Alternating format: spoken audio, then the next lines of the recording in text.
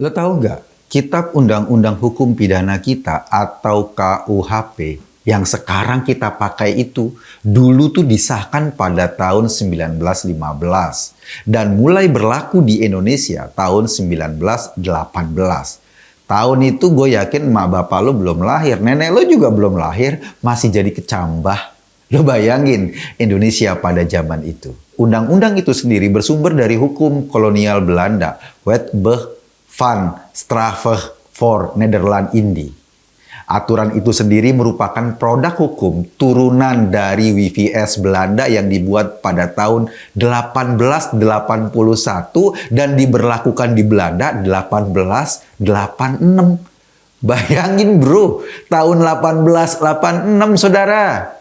Artinya saat undang-undang itu diberlakukan, konsepnya adalah pemerintahan kolonial Belanda, company itu mengatur hukum buat kita sebagai bangsa pribumi. Aturan yang dibuat zaman Republik masih sampai sekarang kita gunain. Kuda aja udah gak gigit besi, sekarang sudah gigit kue apem. Dan kita masih menggunakan aturan yang lama. Mau nggak mau, semangat KUHP tersebut mengandung nafas kolonial. Artinya, selama ini kita menghukum orang, menerapkan kategori pidana pada seseorang dengan cara berpikir penjajah kepada rakyat yang dijajah. Repot kan?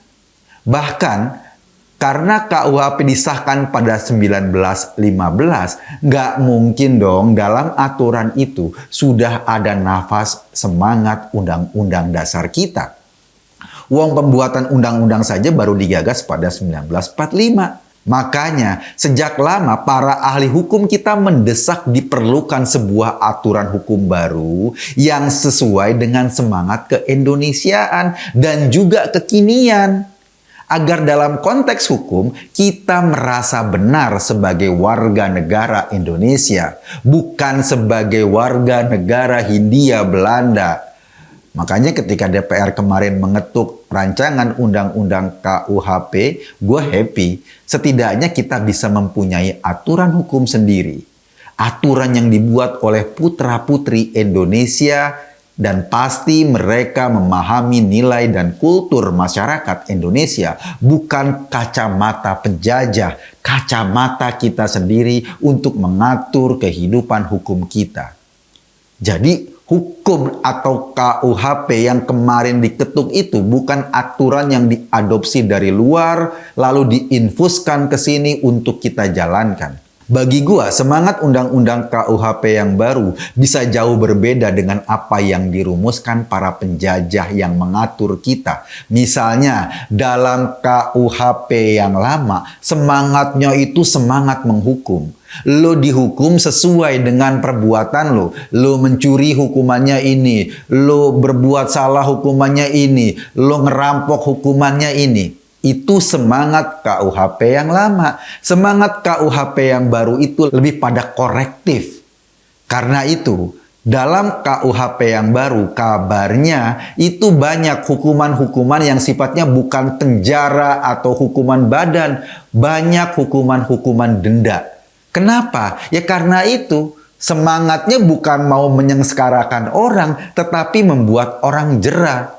Bisa dikonversi dengan denda misalnya. Dan denda disesuaikan dengan jenis hukumannya. Perjalanan membuat KUHP sendiri nggak sebentar. Upaya melakukan pembaruan KUHP mulai terasa gregetnya sejak 1958 loh. 1958. Yaitu ditandai dengan berdirinya Lembaga Pembinaan Hukum Nasional. Selanjutnya juga diselenggarakan seminar hukum nasional pertama pada 1963 dengan inisiasi desakan untuk merumuskan KUHP yang baru. Lalu pada 1993 sebenarnya rumusan KUHP praktis telah berhasil dirampungkan. Sayangnya upaya ini terhenti saat Menteri Kehakiman berganti di bawah kepemimpinan Utoyo Usman. Barulah pada saat Pak Muladi menjabat sebagai Menteri Kehakiman pada 1998, rancangan undang-undang Kitab Undang-Undang Hukum Pidana ini kembali diajukan. Agenda ini dilanjutkan saat Pak Yusril Ija Mahendra pada tahun 2001 sampai 2004 menjabat sebagai Menteri Hukum dan HAM. Terus berproses pada tahun 2004 RKUHP masuk program legislasi nasional. Saat itu kementeriannya dipimpin oleh Hamid Awaludin. Terus bergulir dan DPR periode 2014 sampai 2019 kemudian menyepakati draft RKUHP dalam mengambil keputusan tingkat pertama. Jadi bisa lo bayangkan, perjalanan RKUHP ini telah melewati 7 kali pergantian presiden dan 20 kali pergantian Menteri Hukum dan HAM sepanjang dimulainya upaya untuk merumuskan KUHP milik orang Indonesia sendiri. Nah, baru pada masa persidangan DPR periode ini diketuklah rancangan undang-undang itu disahkan menjadi undang-undang dan akan berlaku 3 tahun setelah RUU ini disahkan menjadi undang-undang. Iya sih, namanya juga negeri demokrasi, pasti deh ada pasal-pasal yang bisa atau selalu diperdebatkan. Ini sekali lagi negeri demokrasi, pasti dan gak mungkin 100% orang setuju dengan semua pasal-pasalnya. Kita bisa melihat perdebatan-perdebatan itu. Salah satu yang menarik adalah bagi gua dihapuskannya pasal penodaan atau penistaan agama. Jadi dalam undang-undang atau KUHP yang baru nggak ada lagi tuh istilah penodaan dan penistaan agama. Yang ada adalah orang yang menyebarkan permusuhan dan kebencian kepada agama. Jadi bukan menista agama itu sendiri. Emang sih agama dan Tuhan kan gak mungkin bisa dinodai atau dinista. Yang ada cuma mereka yang menyebarkan kebencian atau menyebarkan permusuhan pada simbol-simbol agama. Tapi agar orang gak sembarangan menyebarkan semangat permusuhan pada nilai agama, maka itu juga harus diatur. Gua maklum. Sepanjang pasal penistaan dan penodaan ini benar-benar dihapuskan. Karena seolah-olah agama bisa dinistai atau agama bisa dinodai. Nggak mungkin karena agama itu terjamin kesuciannya. Ada lagi pasal yang selalu menjadi perdebatan dan disalahpahami. Misalnya ini pasal soal perjinahan. Gua kemarin baca. Isu yang beredar katanya kalau lo check in atau melakukan persetubuhan di luar ikatan perkawinan bisa dipidana. Padahal maksudnya nggak gitu-gitu juga. Pasal ini bentuknya delik aduan. Maksudnya yang bisa mempidanakan orang yang melakukan hubungan suami istri di luar ikatan perkawinan adalah suami, istri, orang tua, atau anak.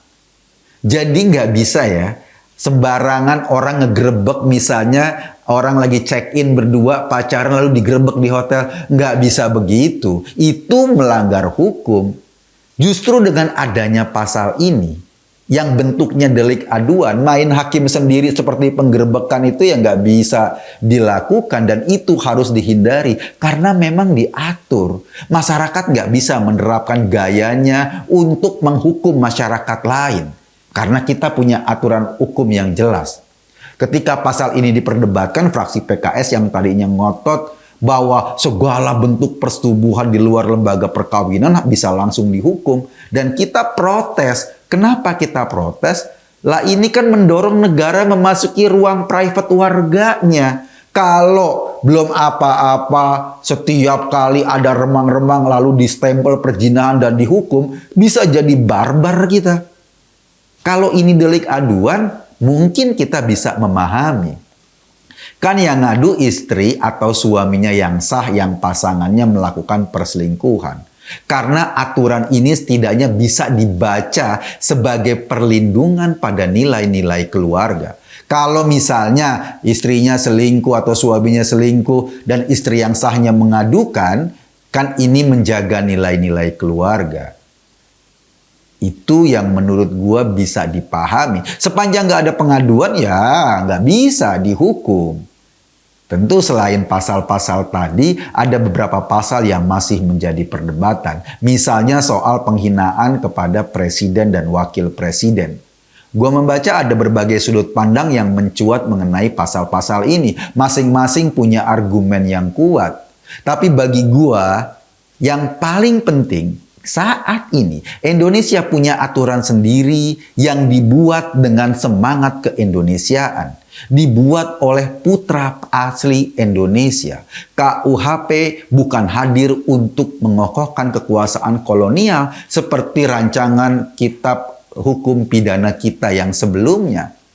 Soal ada pasal-pasal yang masih jadi perdebatan, sistem hukum kita kan membuka ruang untuk memperdebatkan itu di Mahkamah Konstitusi, untuk diuji, untuk di-challenge. Tapi setidaknya kita bukan lagi Irlander pesakitan. Kita bukan lagi orang dari negeri terjajah.